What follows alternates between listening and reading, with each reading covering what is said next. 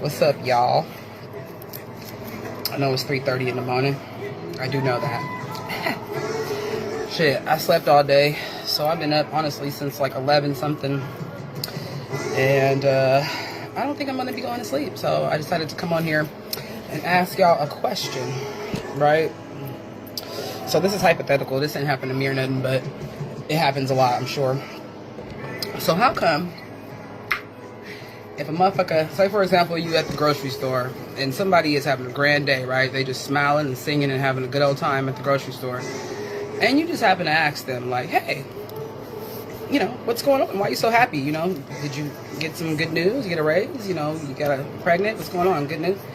And the lady tells you, or the man or whatever, no, it's just a great day. You know, I like to stick candlesticks up my ass every now and then, and it makes me really happy. And today I got a lot of time to do that.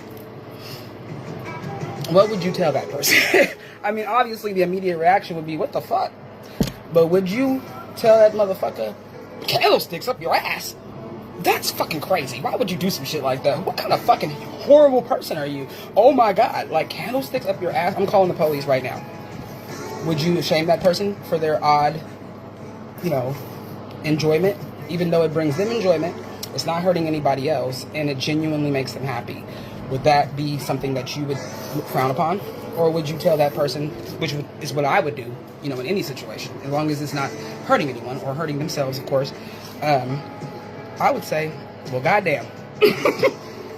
Do you light them first, or do you just stick them up there? You got a preference of what flavor, or, what scent, or what, you know, something like that? I would just go along with it, and I would definitely hype them up and make them feel like what they was doing was the best shit ever, because who am I to tell somebody that what they're doing that makes them happy is the wrong thing to do?